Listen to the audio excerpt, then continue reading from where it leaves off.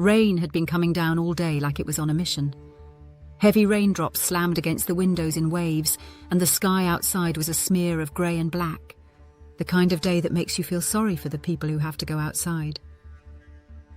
Luckily, I had the whole day off. No work, no responsibilities.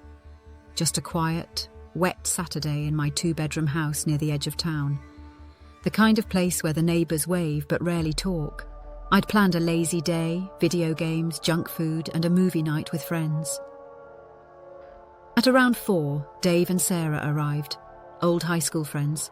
The 3 of us had been inseparable once, but life can get in the way sometimes. Still, tonight felt like the old days. The storm picked up around 5. The wind had a voice now, high-pitched and shrieking, and the trees looked like they were bowing to each other.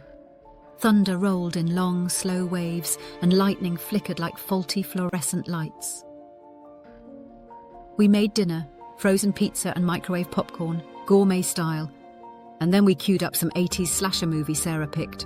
One of those films where the killer is always just behind the door, and no one ever thinks to run for the car. We turned off all the lights. The storm made it perfect. We spent the next 2 hours sunk into the couch, the thunder doing half the jump scares for the movie. But the actual strange stuff didn't start until after. It was close to 10 when Dave started dozing off, head bobbing like a rag doll.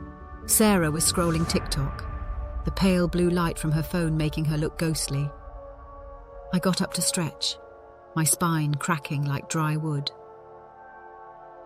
That's when I saw it. Just a flicker.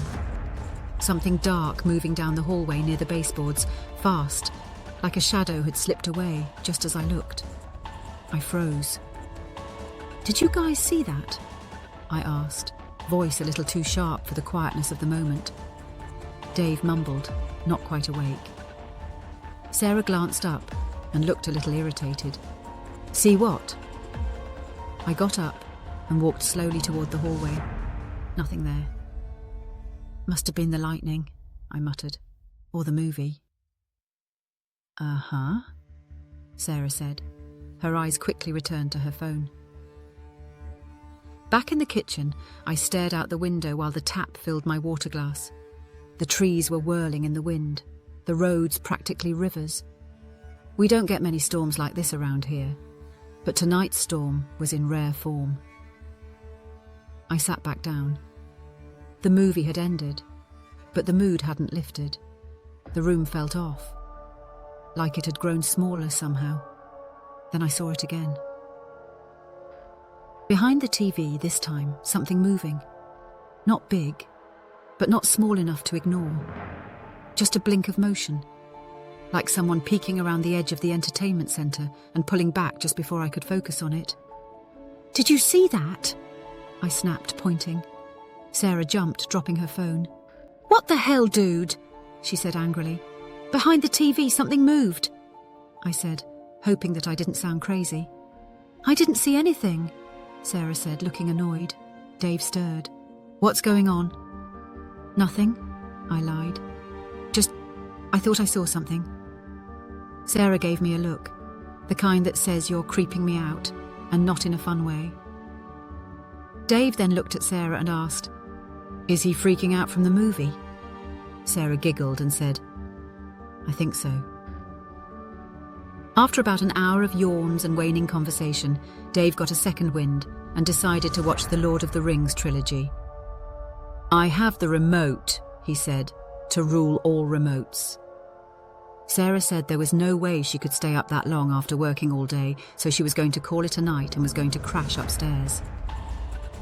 She claimed the guest room upstairs. Instead of going to bed, I headed upstairs for a shower, hoping the hot water might quiet my nerves. But I couldn't shake the feeling that something was watching me. The way you know someone's standing behind you, even if you can't see them. Then came the sound. A bang. No. A crash. Loud enough to rattle the lights in the bathroom, loud enough to vibrate through my skull. A violent sound, like someone had taken a sledgehammer to a wall. I shut off the water immediately. The house was silent now. Awfully silent. No creaks, no wind. Dave must have turned off the TV downstairs. Just that heavy, awful nothing. I opened the door to find Sarah already in the hallway, her hair mussed, eyes wide, too scared even for her typical sarcastic comment. "You heard that?" I asked. She nodded, didn't speak. We crept downstairs.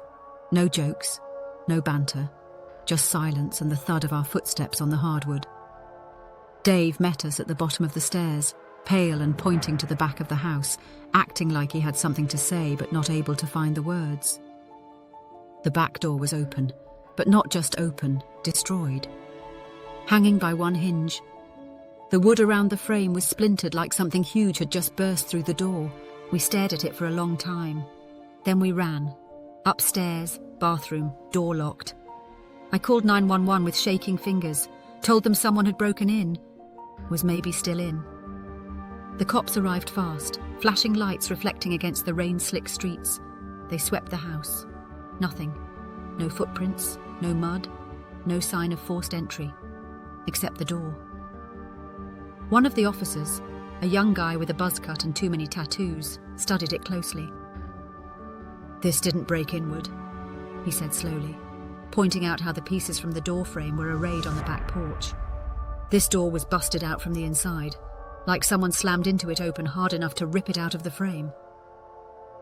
"But we were inside the whole time," Sarah said. The cop gave us all a look, not suspicious, not accusing, just unsettled. "You're sure you didn't do this?" he asked. "No," I said. "We locked that door when the storm started. I know we did." He nodded and stepped back. "Then whatever was in here didn't come in from outside." They left much quicker than we wanted them to. We didn't sleep. We stayed in that uncomfortable bathroom until sunrise. We would have left right after the police if there wasn't an active tornado watch for this part of the city. I haven't felt right in the house since. Sarah won't come over anymore. Dave will, but clearly prefers to meet anywhere else if possible. Whatever I saw, whatever was in here, it didn't break in. It was already here, waiting, watching. And when it realised we weren't going to bed, it left. But not quietly. It left like something disappointed, frustrated, like it had waited all night. And we ruined it. That's what keeps me up at night. Not that it got in, that it had planned to stay if we had all fallen asleep. And next time it might not be so patient.